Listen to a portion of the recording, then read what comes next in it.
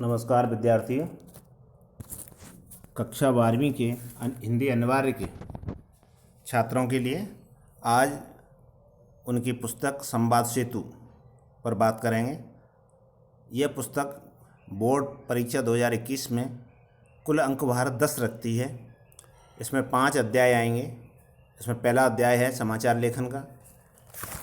समाचार लेखन में हम देखेंगे कि प्रिंट मीडिया के लिए समाचार कैसे लिखे जाते हैं, इलेक्ट्रॉनिक मीडिया के लिए समाचार कैसे लिखे जाते हैं और न्यू मीडिया के लिए 3 प्रकार के समाचार लेखन होंगे। दूसरा है चैप्टर विविध प्रकार के लेखन, जिसमें 3 चीज़ हैं। एक तो फीचर है, एक संपादकीय है और एक संपादक के नाम पत्र है। तीसरा चैप्टर है वो है साक्षात्कार लेने की कला। चौथा है वो है विविध क्षेत्रों में पत्रकारिता और 5वां अध्याय है वो है रिपोर्टाज, यात्रा वृत्तांत, डायरी और संदर्भ ग्रंथ की महत्ता। देखिए, आज इस वीडियो में हम पहले चैप्टर की बात करेंगे। प्रत्येक चैप्टर 2 नंबर का है और कुल मिला के अंक भार रहेगा 10। छोटे प्रश्न आएंगे तो आपको ये पूरी तरह समझ लेना जरूरी है कि ये क्या होता है। समाचार लेखन, सबसे पहले बात समाचार की है। समाचार क्या है? जब किसी बात को दूसरे व्यक्तियों तक पहुंचाया जाता है तो भाषा जिस प्रारूप का इस्तेमाल करती है, भाषा की संप्रेषणीयता समाचारों पर निर्भर होती है। तो जो तथ्यात्मक बातें होती हैं उनका एक दूसरे तक पहुंचना समाचार कहलाता है। समाचार लेखन 3 प्रकार से किया जाता है। एक प्रिंट मीडिया का, दूसरा इलेक्ट्रॉनिक मीडिया का और तीसरा न्यू मीडिया का। प्रिंट मीडिया में आते हैं अखबार हैं, समाचार पत्र हैं और पत्र पत्रिकाएँ हैं। इलेक्ट्रॉनिक मीडिया में आते हैं टेलीविज़न है, रेडियो है। और न्यू मीडिया चला है आजकल तो इंटरनेट है, वो न्यू मीडिया में आता है। इंटरनेट में चाहे हम व्हाट्सएप का प्रयोग करें, चाहे ब्लॉग्स का करें, चाहे ट्विटर का करें, चाहे फेसबुक का करें, तो ये सब क्या हैं? सब के सब न्यू मीडिया हैं। अब बात करें प्रिंट मीडिया की। देखो, सबसे ज़्यादा समाचार लेखन का जो काम है, महत्वपूर्ण काम है, वो है प्रिंट मीडिया में।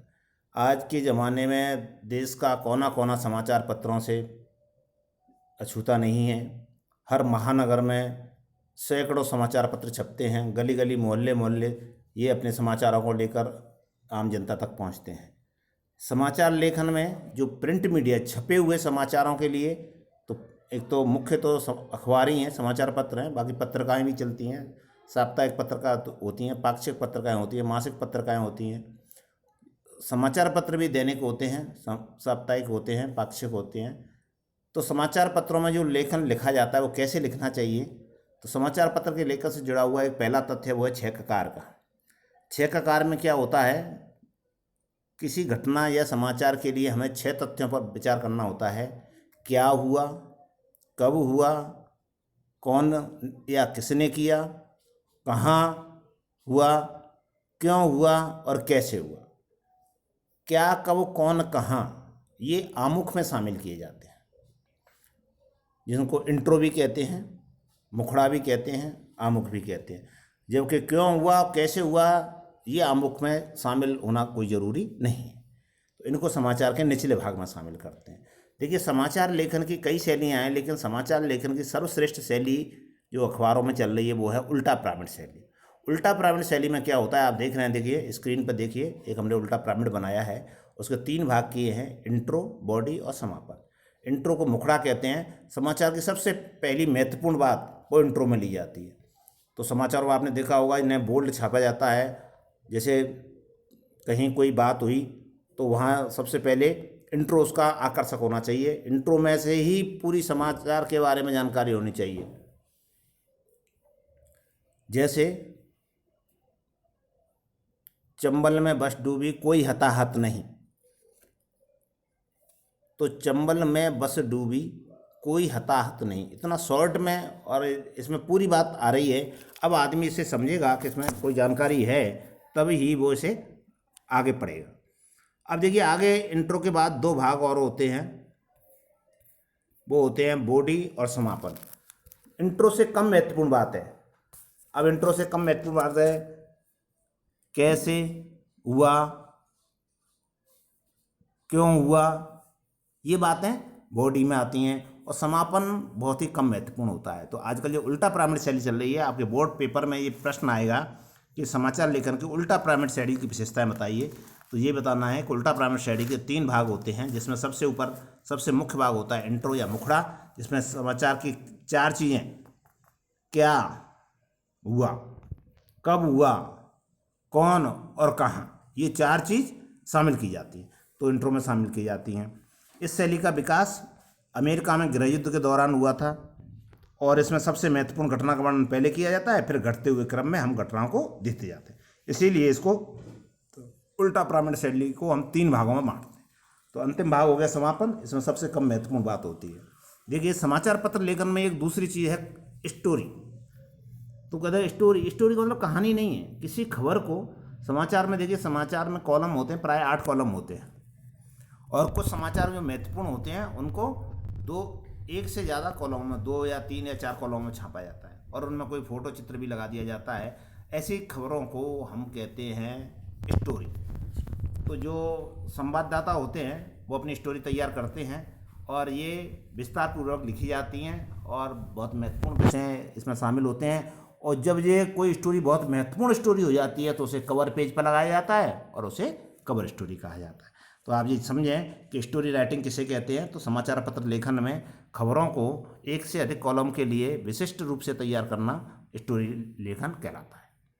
अब देखिए, प्रिंट मीडिया में एक और बात है, वो ये है कि इसमें न्यूज़ 2 प्रकार की होती हैं, हार्ड न्यूज़ और सॉफ्ट न्यूज़। आमतौर पर जो घटनाएं अपराध, दुर्घटना या हिंसा आदि से जुड़ी होती हैं, ऐसी खबरों को हार्ड न्यूज़ कहते हैं। इसके अलावा कुछ मानवीय रुचि से जुड़ी हुई, संवेदना से जुड़ी हुई, सहायता से जुड़ी हुई खबरें होती हैं, इन्हें सॉफ्ट न्यूज़ कहा जाता है। सॉफ्ट न्यूज़ आपने देखा है पत्रिकाओं में सॉफ्ट न्यूज़ ज़्यादा छपती हैं और समाचार पत्रों में हार्ड न्यूज़ ज़्यादा छपती हैं। पर फिर भी एक अच्छे समाचार पत्र में सॉफ्ट और हार्ड दोनों का संतुलन होना भी जरूरी है। तो ये था समाचार लेखन प्रिंट मीडिया से संबंधित। प्रिंट मीडिया पर अगर प्रश्न आ जाए तो क्या प्रश्न आएगा? एक तो ये आएगा, प्रिंट मीडिया या मुद्रित माध्यमों के लेखन में 6 ककार कौन कौन से होते हैं बताइए। तो आपको बताना है क्या, कब, कौन, कहाँ, कैसे और क्यों, ये 6 बताएंगे। तो ये 6 ककार होते हैं। इनमें से 4 ककारों को हमें उसके मुखड़े में या इंट्रो में शामिल करना चाहिए और 2 ककारों को उसके समापन में। फिर दूसरा प्रश्न क्या आ सकता है, उल्टा पिरामिड शैली से आप क्या समझते हैं?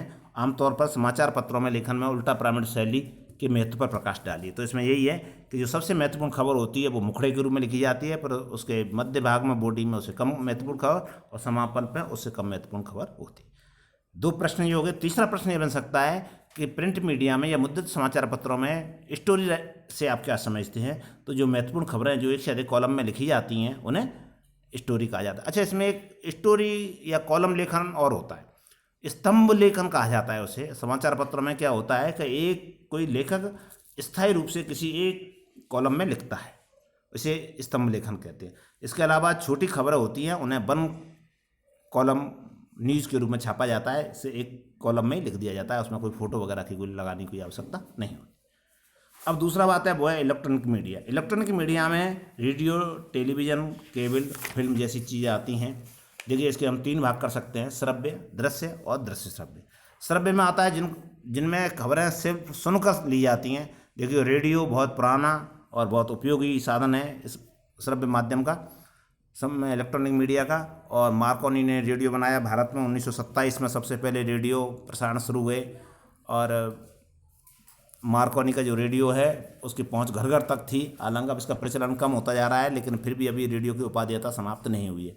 इसके लिए किसी प्रकार के इंटरनेट की ज़रूरत नहीं होती थी। रेडियो प्रसारण स्टेशन देश भर में फैले हुए हैं और वहाँ से दिल्ली से होने वाला प्रसारण दूर दराज के केरल और अंडमान निकोबार द्वीप तक पहुँच सकता है। रेडियो में जो खबरें लिखी जाती हैं, देखो ये बहुत महत्वपूर्ण और चुनौतीपूर्ण होता है, क्योंकि इसमें खबरें संक्षिप्त होनी चाहिए। कई समाचार बुलेटिन तो केवल 5 मिनट के आते हैं, कोई 10 मिनट का आता है, कोई 15 मिनट का और ज़्यादा से ज़्यादा आधे घंटे का। तो हमें देश और दुनिया की सारी खबरें 5, 10 या 15 या 30 मिनट में देनी होती हैं। तो पहली रेडियो या श्रव्य खबरों को, समाचारों को लिखने की शर्त होनी चाहिए कि वो संक्षिप्त हो।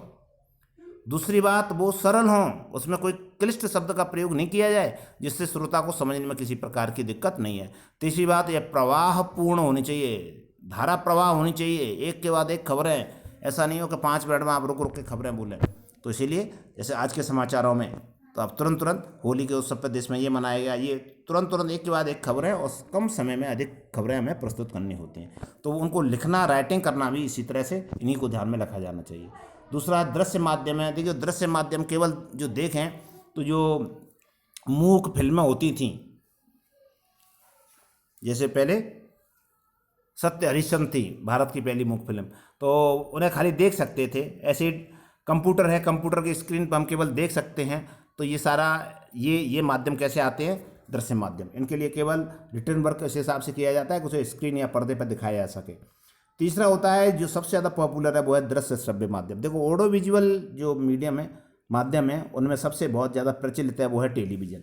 J.L. वेयर ने जब टेलीविज़न का आविष्कार किया था, देखो आप भारत में 1952 से टेलीविज़न प्रसारण शुरू हुए और 1959 में कलर टेलीविज़न, 1981 में, सॉरी माफ़ करें, 1981 में कलर टेलीविज़न आया तो एकदम क्रांति हो गई। आज देश दुनिया की बड़ी बड़ी खबरें टेलीविज़न पर बहुत जल्दी से, बहुत तीव्रता से प्रसारित हो रही हैं। तो अब इनके लेखन के लिए, इलेक्ट्रॉनिक मीडिया के लेखन के लिए जो 4 शब्दावली बहुत ज़्यादा प्रयुक्त होती है वो है स्क्रिप्ट, बाइट, एंकर और पटकथा। देखिए स्क्रिप्ट क्या है? स्क्रिप्ट समाचार की जो लिखित प्रति है उसे स्क्रिप्ट कहा जाता है। तो वो किस तरह से लिखी जानी चाहिए? प्रभावपूर्ण होनी चाहिए, संक्षिप्त होनी चाहिए और उसमें सारी घटनाओं को क्रमबद्धता के साथ प्रस्तुत किया जाना चाहिए। बाइट 20 से 40 सेकंड तक के लिए किसी भी घटना से जुड़े हुए उसके प्रत्यक्षदर्शियों की जो बात होती है उसे बाइट कहते हैं। इसमें समाचार चैनल या टेलीविज़न पर जो संबंधित दर्शक होते हैं या जिम्मेदार अधिकारी होते हैं उनके विचार उस घटना पर जाने जाते हैं। जैसे मान लीजिए कहीं पर कोई आयोजन हुआ तो इस आयोजन के संबंध में वहाँ के मुख्य आयोजनकर्ता की बाइट 20 से 40 सेकंड की लगा देते हैं। ये एक तो खबरों की प्रामाणिकता सिद्ध करती हैं और दूसरी बात है ये लघु बाइटें समाचार को और अधिक आकर्षक बना देती हैं। इसमें तीसरी बात है एंकर। तो देखिए कई बार समाचार पत्र टीवी पर पढ़े जाते हैं और वहाँ पर कोई समाचार वाचक बस पढ़ देता है, ये ड्राई एंकरिंग होती है, इसमें किसी प्रकार। लेकिन कभी कभी देखते हैं कि हमारे संवाददाता बनारस में मौजूद हैं और आपसे बनारस से ही होली का आंखों देखा हाल या बनारस बरसाने से होली का आंखों देखा हाल सुनाने के लिए हम आपको बरसाना लिए चलते हैं। फिर वहाँ के बरसाना का जो संवाददाता है वो वहाँ बरसाने में जो लट्ठमार होली हो रही है उसका सीधा प्रसारण दिखाते हैं, बताते हैं। तो ये इस तरह से एंकर की भूमिका महत्वपूर्ण होती है। और पटकथा, पट माने पर्दे, यानी सिनेमा आदि या दूरदर्शन आदि के लिए जो समाचार या कथाएं लिखी जाती हैं उन्हें पटकथा कहा जाता है। इनके लेखन में ये ध्यान रखना पड़ता है कि ये कहानी पढ़ने के लिए नहीं बल्कि पर्दे पर दिखाने के लिए लिखी जा रही है। इसलिए इसमें संवाद और चरित्रों का वर्णन और उनके डायलॉग्स बहुत अच्छे लिखने चाहिए। देखिए विदेशों में तो पटकथा कैसे लिखी जाती है, इनके लिए बड़ी बड़ी पुस्तकें होती हैं। भारत में मनोहर श्याम जोशी की एक किताब है पटकथा लेखन एक परिचय। यही एकमात्र किताब है जिसको पढ़कर हम समझ सकते हैं कि फिल्म और टीवी में लिखे जाने वाले पटकथा कैसे लिखी जानी चाहिए। अब बात आती है इलेक्ट्रॉनिक समाचारों के गुण।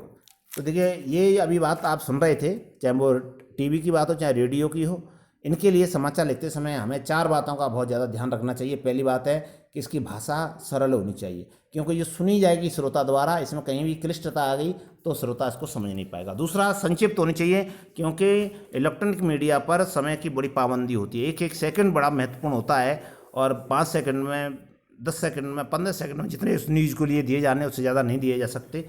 तो ये संक्षिप्त होनी चाहिए। तीसरी है प्रवाहपूर्ण का मतलब कंटिन्यूटी बहुत ज़बरदस्त होनी चाहिए, इसमें एक के बाद एक घटनाओं को जोड़ना।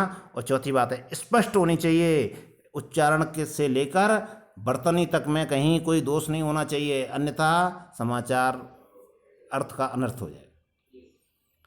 अब हम आज तीसरे प्रकार के मीडिया की बात करेंगे। पहला हो गया प्रिंट मीडिया, दूसरा इलेक्ट्रॉनिक मीडिया, तीसरा है न्यू मीडिया। आज का ज़माना इंटरनेट का ज़माना है और इंटरनेट या विश्व जाल को न्यू मीडिया के अंतर्गत शामिल किया गया है। न्यू मीडिया या इंटरनेट को हम ऑनलाइन पत्रकारिता भी कहते हैं, साइबर पत्रकारिता भी कहते हैं, वेब पत्रकारिता। तुमने देखा होगा कभी कभी अखबार नहीं छपते हैं पर उनके ऑनलाइन एडिशन है वो आ जाते हैं। कुछ अखबार तो केवल ऑनलाइन ही छपते हैं, वो प्रिंट मीडिया में में नहीं आते। तो ऐसी भारत में नेट पत्रकारिता की शुरुआत 1993 से हुई। हालांकि 2003 से इसमें बड़ा बदलाव आया है। और भारत की पहली जो वेबसाइट थी जो नेट मीडिया से संबंधित थी वो rediff.com थी। लेकिन विशुद्ध पत्रकारिता शुरू करने का श्रेय तहलका.com को जाता है। तो आप ध्यान रखें, इनमें से आपको पूछा जा सकता है कि विश्वव्यापी अंतर्जाल यानी ऐसे समाचार पत्रों को प्रारंभ करने में rediff.com और तहलका.com का विशेष योगदान है। और आज भी आप देख रहे हैं कई समाचार पत्र ऐसे हैं जो केवल ऑनलाइन पत्रकारिता या साइबर पत्रकारिता करते हैं। देखिए, इसके अलावा इंटरनेट पत्रिका में हमें 3 सोशल मीडिया और चल रही हैं, उन पर ध्यान देना होगा। एक है व्हाट्सएप, दूसरा ट्विटर और तीसरा ब्लॉग्स। ब्लॉग्स पर लेख लिखे जाते हैं, लोग अपनी प्रतिक्रियाएं व्यक्त करते हैं। ट्विटर पर भी अपने विचारों का संप्रेषण होता है और व्हाट्सएप भी समाचार संप्रेषण का आदान प्रदान करने का बहुत ज़्यादा लोकप्रिय माध्यम हो गया है। तो ये पहला पार्ट था, ये था समाचार लेखन। आपने 3 तरह के समाचार लेखन पढ़े, प्रिंट मीडिया के, इलेक्ट्रॉनिक मीडिया के और न्यू मीडिया के। आप प्रत्येक के बारे में जाने, जैसे न्यू मीडिया के कितनी 3 माध्यमों का जिक्र कीजिए तो आप लिख दें व्हाट्सएप, ट्विटर और ब्लॉग्स। 2 नंबर का प्रश्न आएगा इस पार्ट में से, समाचार लेखन में क्या क्या सावधानियां बरतनी चाहिए। तो समाचार में देखिए, सच्चाई, ट्रुथफुलनेस होनी चाहिए। अगर झूठा समाचार है तो फिर बिल्कुल गलत है। दूसरी बात क्या है, भाषा स्पष्ट होनी चाहिए, बर्तन के कोई दोष नहीं होने चाहिए। तो इसी प्रकार से हमारा जो इलेक्ट्रॉनिक मीडिया है उसकी अपनी अलग विशेषताएं होती हैं। दृश्य श्रव्य काव्य के लिए कैसे समाचार लिखने चाहिए, उनकी अलग विशेषताएं हैं। और न्यू मीडिया या इंटरनेट के लिए अलग तरह का है। इंटरनेट पर संक्षिप्त जानकारी होती हैं और बहुत ज़्यादा बड़े लेख नहीं लिखे जाते हैं, वो समाचार शॉर्ट में ही होते हैं, जिससे संप्रेषण होता है। लेकिन अगर कवरेज की दृष्टि से देखा जाए तो जो न्यू मीडिया है या इंटरनेट है उसका कवरेज क्षेत्र अब बहुत व्यापक हो गया है और इससे समाचार बहुत तेज़ी से देश और दुनिया में फैल जाते हैं। धन्यवाद, आप इसको पढ़ें। अब अगला इसमें सीरीज में हम 2nd चैप्टर लाएंगे, वो आएगा विविध प्रकार के लेखन, जिनमें आपको बताएंगे कि फीचर किस प्रकार लिखे जाते हैं, संपादकीय किस प्रकार लिखे जाते हैं और संपादक के नाम पत्र कैसे लिखे जाते हैं। धन्यवाद।